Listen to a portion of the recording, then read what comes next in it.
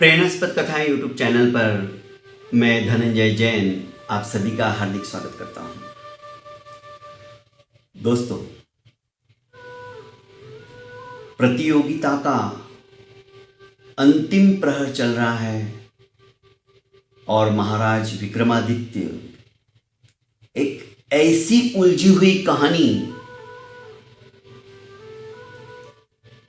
राजकुमारी लीलावती के कंठहार को संबोधित करते हुए कह रहे हैं। किस तरह से दो प्रगाढ़ मित्रों के अंदर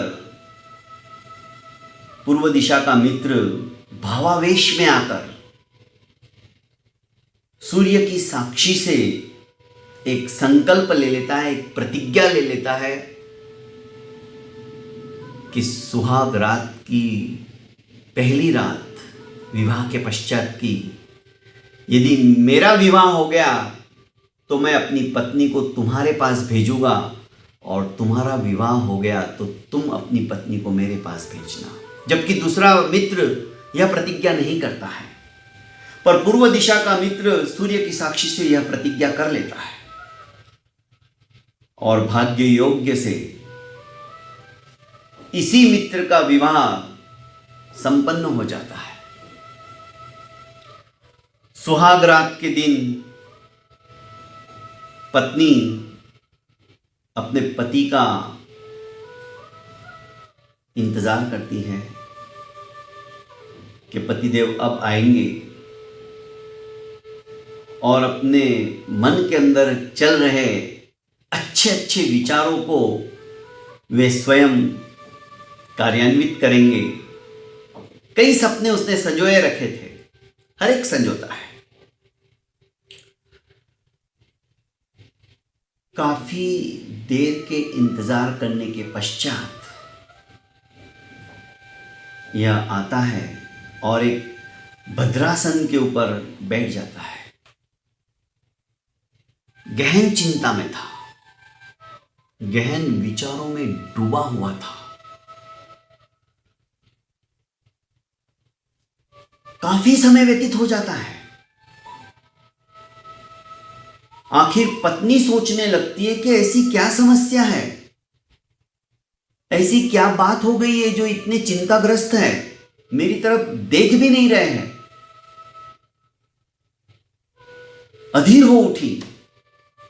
आखिर लज्जा को त्याग कर सजाई हुई शैया के ऊपर बैठी थी तो वहां से उठ खड़ी हुई और भद्रासन पर बैठे अपने पति के पास आकर उनके चरणों में बैठ गई।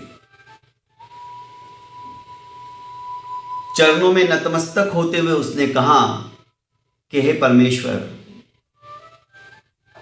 क्या बात है, आज हमारे मिलन की पहली रात है और आप इस तरह से उपेक्षा कर रहे हो, कुछ बोल भी नहीं रहे हो, मेरी तरफ देख भी नहीं रहे हो।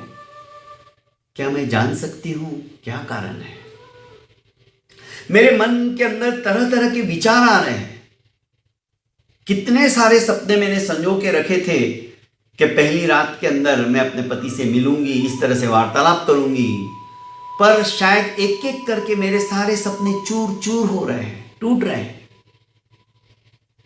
क्या आपके अपेक्षाकृत जैसा आपके मन में था उस तरह का सौंदर्य मेरा नहीं है?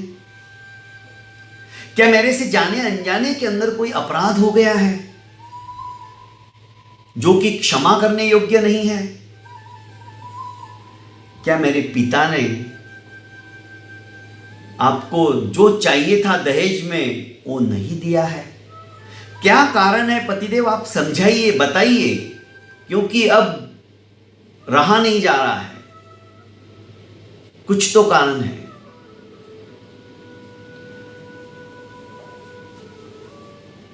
उसका पति समझाते हुए उसे कहता है कि तुम जैसा मैंने सोचा था उससे कई गुना ज्यादा सौंदर्यशालिनी हो। तुम्हारे पिता ने अपेक्षाकृत इससे भी ज्यादा हमें दहेज में दिया है। समस्या तुम नहीं हो, मैंने स्वयं ने मकड़ी की तरह अपने ही बुने हुए जाल के अंदर अपने आप को फंसा लिया है। मैं चाहकर भी उसे तोड़ नहीं पा रहा हूं, मैं चाहकर भी उसमें से बाहर निकल नहीं पा रहा हूं।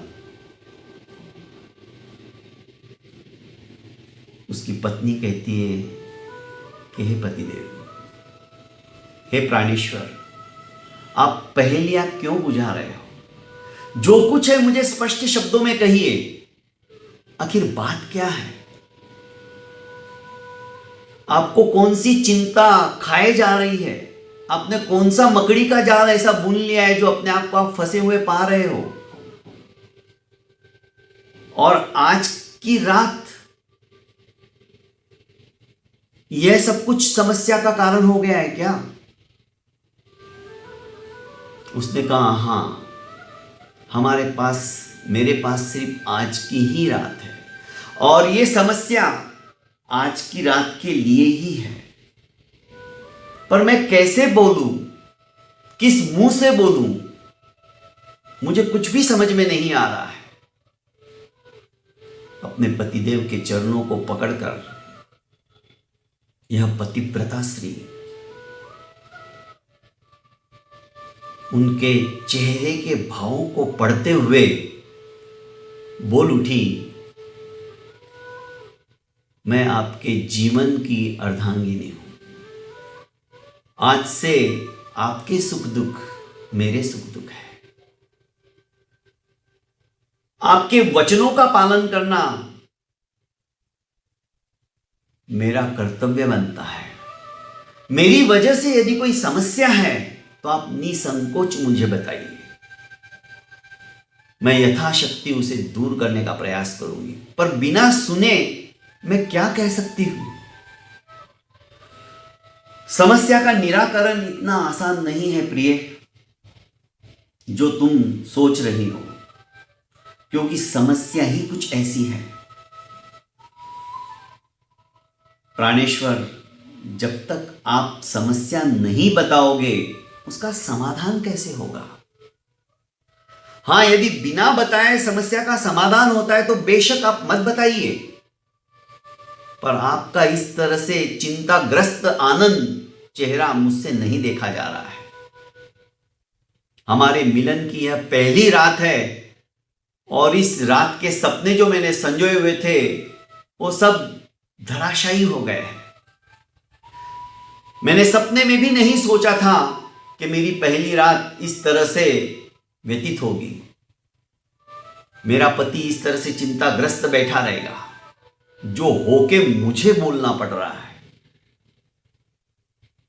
आपको समस्या तो बतानी ही पड़ेगी, यदि मेरे से ही संबंधित है तो।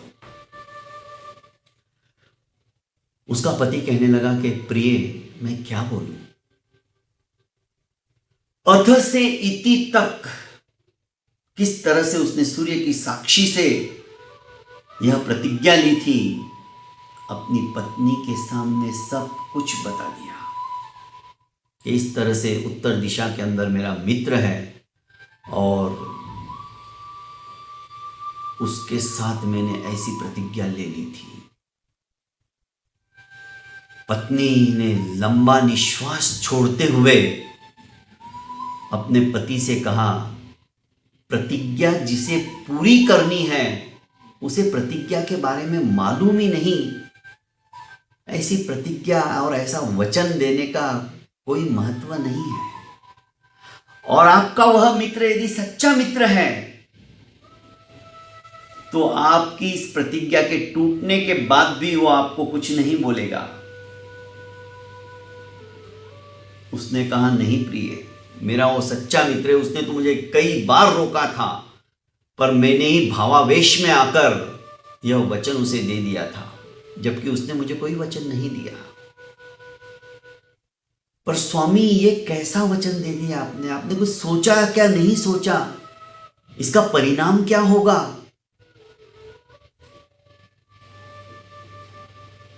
क्या ये वचन पूरा हो सकता है? असंभव बात है ये। कोई भी पति अपनी पत्नी को पहली रात को कैसे क्या छोड़ देगा? अरे पहली रात छोड़ो, कभी भी जिंदगी में दूसरे पुरुष के साथ देख ही नहीं सकता है। चलो मान लो मैं आपकी प्रतिज्ञा पूरी करने के लिए आपके मित्र के पास चली भी गई, तो क्या वापस आप मुझे स्वीकार कर लोगे? पति मौन रहा। सपोज मैंने आपके मित्र को समझाया और मैं पतिव्रता नारी की तरह सकुशल वापस आ गई, फिर भी आप मुझे स्वीकार लोगे? तब भी पति मौन रहा।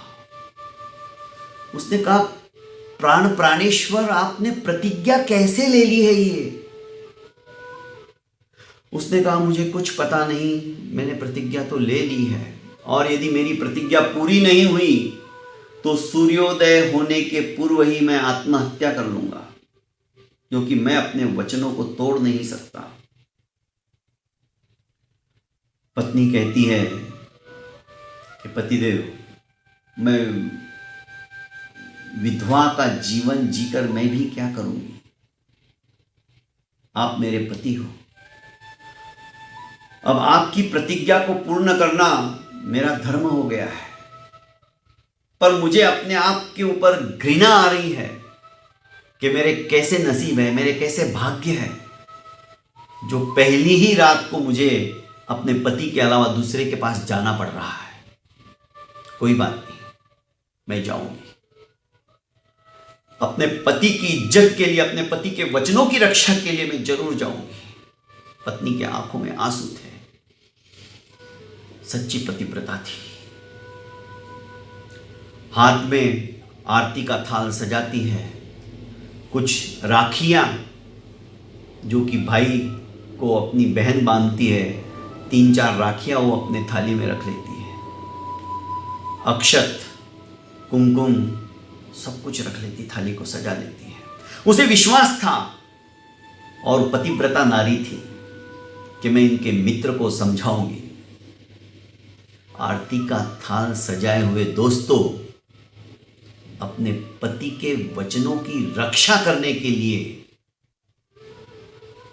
अपने पति के मित्र के पास चल पड़ती है।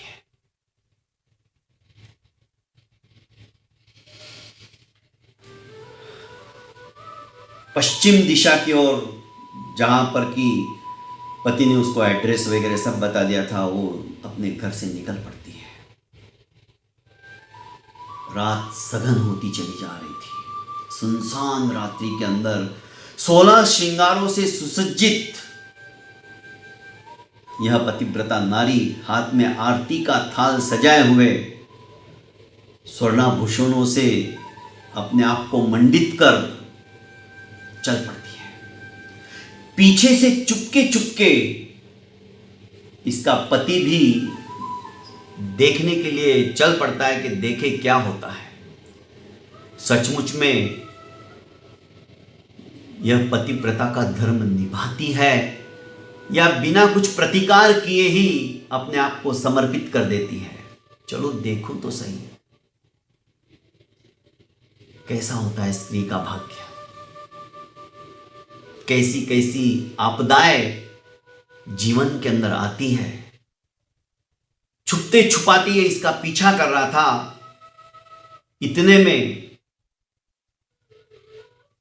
3-4 चोर रास्ते के अंदर इस नवपरिणीता वधू को देख लेते हैं। इतने सारे स्वर्णाभूषणों से लदी हुई उनके मुंह को पानी छूट जाता है। चलो आज तो अच्छा मौका है, भगवान ने हमारे लिए साक्षात लक्ष्मी को ही भेज दिया है। इतने सारे गहने हैं, इनको तो बेचकर हमारी जिंदगी आराम से कट जाएगी।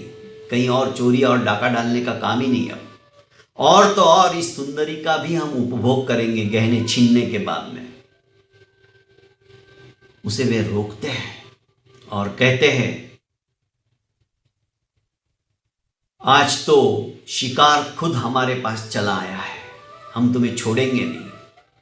पत्नी कहती कि भाइयों मुझे छोड़ दो, क्योंकि मैं अपने पति का जो वचन दिया हुआ है अपने मित्र को, उसे पूरा करने के लिए जा रही हूं। अरे हमें बेवकूफ मत बना, या तो तुम्हारा पति बेवकूफ है पर हम नहीं हैं। अरे भला कौन पुरुष अपनी पत्नी को किसी और को सौंपेगा, और वो भी इतनी सुंदर और इतने गहनों के साथ तुम आई हो। तुम जरूर अपने यार से मिलने जा रही हो, तुम झूठ बोल रही हो।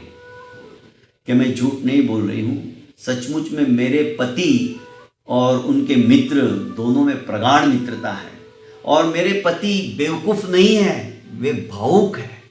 उन्होंने भावुकतावश अपने मित्र को इस प्रकार का वचन दे दिया है, और उनके वचनों की पालना करने के लिए मैं जा रही हूँ। बेशक जब मैं वापस आऊंगी तो तुम ये सारे गहने ले लेना, पर अभी मुझे जाने दो। चोर बहुत हंसे। इस संसार के अंदर क्या क्या देखने को मिल रहा है। अरे आज तक ऐसी कोई किसी ने प्रतिज्ञा ही नहीं ली, ना तो हमने सुनी है ना देखी है, और तुम कह रही हो कि मेरे पति ने ऐसी प्रतिज्ञा ली है। खैर कोई बात नहीं, तुम्हारे वचनों से लगता है कि तुम सही कह रही हो। और उन्होंने एक चोर को उसके पीछे पीछे छोड़ दिया कि जाके देखो माजरा क्या है। दोस्तों, आगे क्या सचमुच में वो उसके मित्र के पास पहुंचती है? मित्र उसके रूप सौंदर्य को देखकर क्या पिघल जाता है? क्या उसका शील भंग हो जाता है? क्या वह सकुशल उसे राखी बांधकर अपना भाई बना लेती है? चोरों को कैसे समझाती वापस आकर? क्या उसके गहने वो लूट लेते हैं? ये तो सब सुनने के पश्चात पता चलेगा। कई तरह के सवाल कहानी के अंदर हमारे मन मस्तिष्क के अंदर भी उद्भूत होने लग जाते हैं। दोस्तों, ऐसी ही छोटी छोटी कहानियाँ मेरे इस YouTube चैनल के ऊपर आपको प्रतिदिन सुनने को मिलेगी। तो इसे ज़्यादा से ज़्यादा लाइक एवं शेयर करके अपनों को आप भेजते जाइएगा।